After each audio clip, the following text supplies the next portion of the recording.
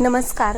तर काल बानाई आणि सिद्धू दादांचा वाडा आमच्या इथे आला होता. म्हणजे एका व्हिडिओमध्ये आमची बिल्डिंग दिसली, तर तिथे ते लोकेशन सेम वाटलं. मग असं वाटलं की आता हा वाडा इथेच आहे. तर आम्ही शोध घेत आता त्यांच्या वाड्यापर्यंत पोहोचलो आणि मग फायनली आम्हाला त्यांचा वाडा तिथे दिसला. खरंच खूप छान वाटलं. आपण व्हिडिओमध्ये त्यांना पाहत होतो, पण प्रत्यक्षात पाहिल्यावरती खरंच खूप छान वाटलं. लगेच आम्ही गेल्यानंतर तर अर्चना घरी होती. बानाई आणि दादा मेंढरांकडे गेले होते. तर मग अर्चना घरी होते. तिने लगेच बसण्यासाठी टाकलं. म्हणजे एवढे ते रानात राहून सुद्धा एवढे माणुसकी जपतात की काही सांगायलाच नको. लगेच तिने आम्हाला बसण्यासाठी टाकलं आणि लगेचच चहा ठेवला. म्हणजे कोण आलंय, कुठून आलंय, काहीच घेणं देणं नाहीये.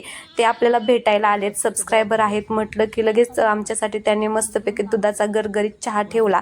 खरं तर व्हिडिओमधून आम्ही पाहतो की ते चहा वगैरे बानाई ठेवते, तर असं वाटतं की खरंच बानाईच्या हातचा चहा प्यावा एकदा तरी, तिच्या हातचं काहीतरी खावं. पण चहा भेटला, प्यायला खूप छान वाटते.